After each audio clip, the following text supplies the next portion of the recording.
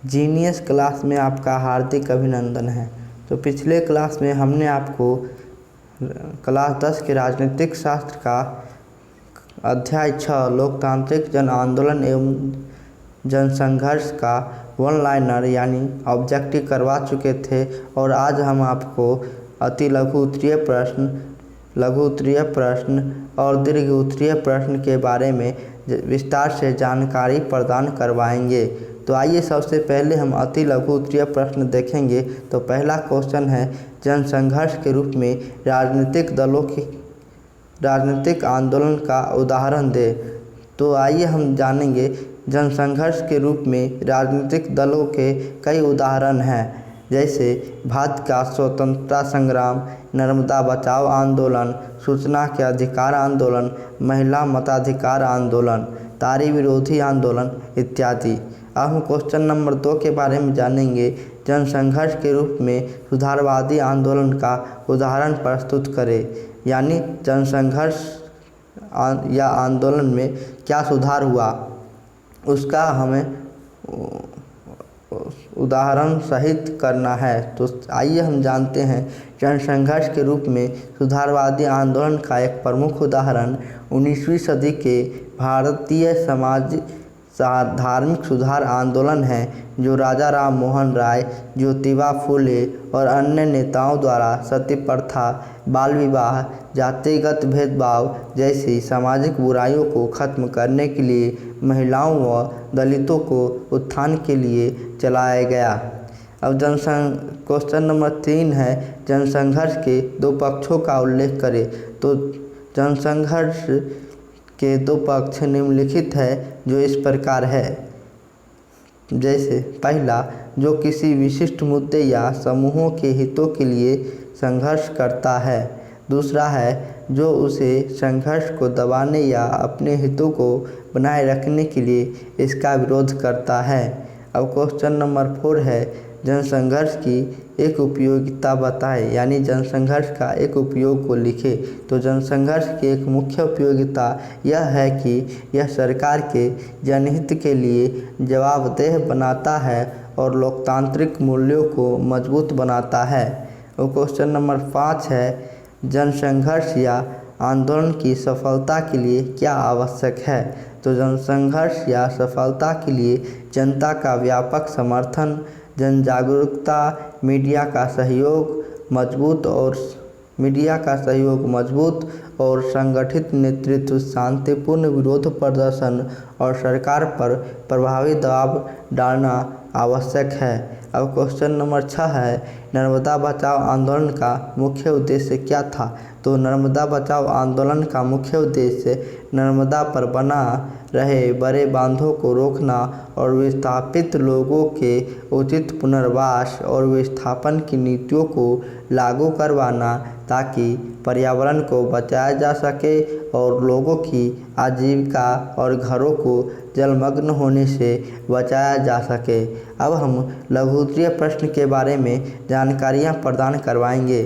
तो लघु उत्तरीय प्रश्न में पहला क्वेश्चन है, दबाव समूह किसे कहते हैं, उदाहरण के साथ दे। तो दबाव समूह जनसंघर्ष में दबाव समूह की महत्वपूर्ण भूमिका है। दबाव समूहों द्वारा सरकार की नीतियों की प्रभावित किया जाता है और जनता की मांग को सरकार से मानने के लिए दबाव डाला जाता है। इस दबाव समूह के उदाहरण निम्नलिखित है, जैसे सरकार को सजग बनाए रखना, दूसरा आंदोलन को एकल बनाए रखना और तीसरा राजनीतिक दलों पर प्रभाव डालना। अब क्वेश्चन नंबर 2 है, दबाव समूह और राजनीतिक दलों में मुख्य अंतर बताएं। तो वे दल जो राजनीतिक गतिविधियों में भाग लेते हैं राजनीतिक दल कहलाते हैं। राजनीतिक दल अस्थायी होते हैं, जबकि वे समूह जो सरकार पर अप्रत्यक्ष रूप से दबाव बनाते हैं उसे दबाव समूह कहते हैं। ये अस्थायी और अस्थायी दोनों होता है। अब क्वेश्चन नंबर 3 है, लोकतांत्रिक शासन व्यवस्था में हित समूहों की उपयोगिता पर प्रकाश डालें तो लोकतांत्रिक शासन व्यवस्था में दबाव समूह की भूमिका जनसंघर्ष में महत्वपूर्ण होती है।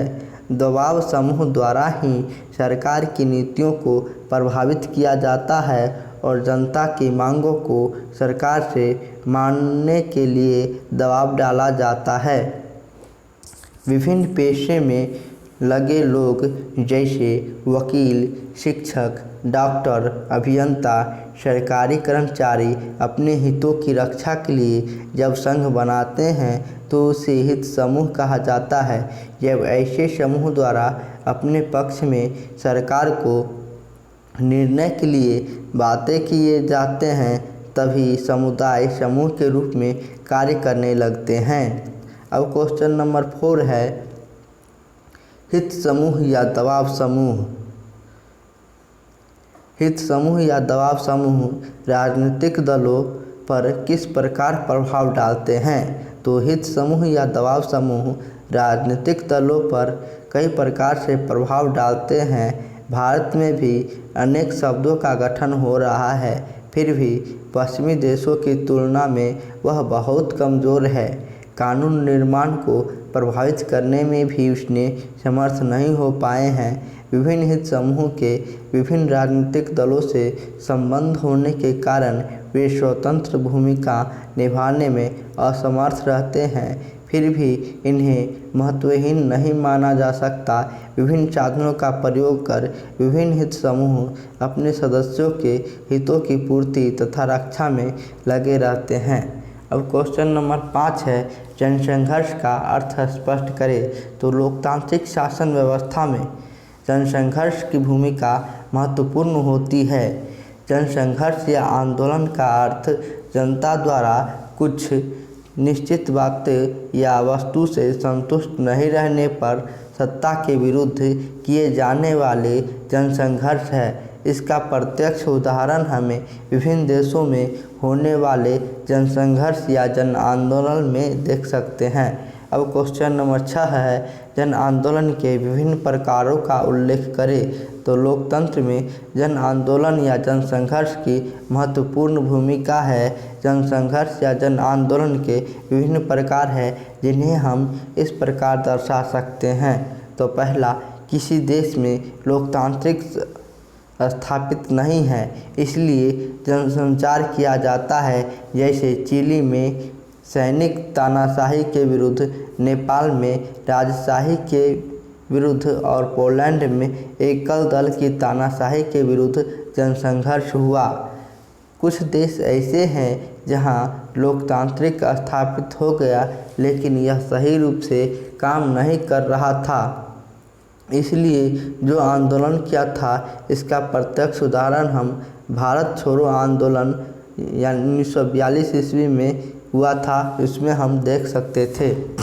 अब क्वेश्चन नंबर 7 है सूचना के अधिकार के आंदोलन पर एक संक्षिप्त टिप्पणी लिखे।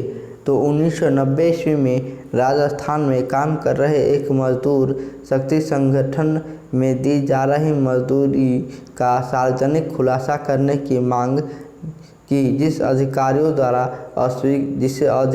द्वारा अस्वीकृत कर दिया गया, क्योंकि उनका कहना था कि सरकारी दस्तावेज गोपनीय होता है। इसलिए मजदूरों ने विरोध आरंभ किया जो आगे चलकर आंदोलन का रूप ले लिया। अतः 2000 ईस्वी में राजस्थान सरकार को सूचना का अधिकार कार्य करना पड़ा, जो आगे चलकर केंद्र सरकार द्वारा 2005 ईस्वी में सूचना का अधिकार सूचना का अधिनियम बन गया। अब हम दीर्घ-उत्तरीय प्रश्न का क्वेश्चन नंबर 1 देखेंगे। तो दीर्घ-उत्तरीय प्रश्न का क्वेश्चन नंबर 1 है लोकतंत्र में जनसंघर्ष की उपयोगिता पर प्रकाश डालें। तो लोकतंत्र में जनसंघर्ष की महत्वपूर्ण भूमिका होती है। लोकतंत्र में जनसंघर्ष की अनेक उपयोगिताएं हैं जो निम्नलिखित है। पहला, लोकतंत्र के विस्तार में सहायक। तो लोकतंत्र में जनसंघर्ष की सबसे बड़ी उपयोगिता यह है कि लोकतंत्र की स्थापना और इसकी वापसी में वो सहायक होता है और लोकतंत्र के विस्तार में भी सहायक होता है। संगठन को बल। सक्रिय लोग तथा संगठित होने पर ही जनसंघर्ष को सफलता मिलती है। विभिन्न संगठनों व राजनीतिक दलों को सक्रिय बनाना। जनसंघर्ष होने पर विभिन्न संगठनों तथा राजनीतिक दलों की सक्रियता बढ़ जाती है। अनेक दबाव एवं हित समूह इसमें शामिल होकर इसे सफल बना देती है। अब क्वेश्चन नंबर 2 है, नेपाल में लोकतंत्र की वापसी का सविस्तार वर्णन करें। तो नेपाल एशिया महादेश में स्थित एक प्रमुख राष्ट्र है। 2002 ईस्वी में राजा ज्ञानेंद्र ने नेपाल में संसद को भंग कर पूर्ण राजशाही की घोषणा कर दी। राजा को विश्वास था कि जनता उन्हें ईश्वर का अवतार मानती है और सदैव उसके साथ रहती है। राजनीतिक दलों एवं उसके नेताओं में मतभेद इतना अधिक था कि यदि वे राजशाही के विरुद्ध संघर्ष भी करना चाहे तो जन समर्थन नहीं मिलेगा। राजा के विश्वास के विपरीत लोकतंत्र की वापसी के लिए देश के प्रमुख 7 राजनीतिक दलों ने आपस में समझौता कर 7 दलों के गठबंधन की स्थापना कर ली। भारत में 1974 के संघर्ष का वर्णन करें। जनसंघर्ष केवल लोकतंत्र की स्थापना अथवा वापस के लिए नहीं होते हैं, बल्कि एक लोकतंत्र और निर्वाचित सरकार को जनता की मांग मनाने के लिए बाध्य करने के उद्देश्य से ही होता है। इसका प्रत्यक्ष उदाहरण हम भारत में 1974 में देख सकते हैं। तत्कालीन केंद्र सरकार की नीतियों के विरुद्ध छात्रों के द्वारा एक जन आंदोलन आरंभ किया गया, जिसका नेतृत्व जयप्रकाश नारायण ने किया।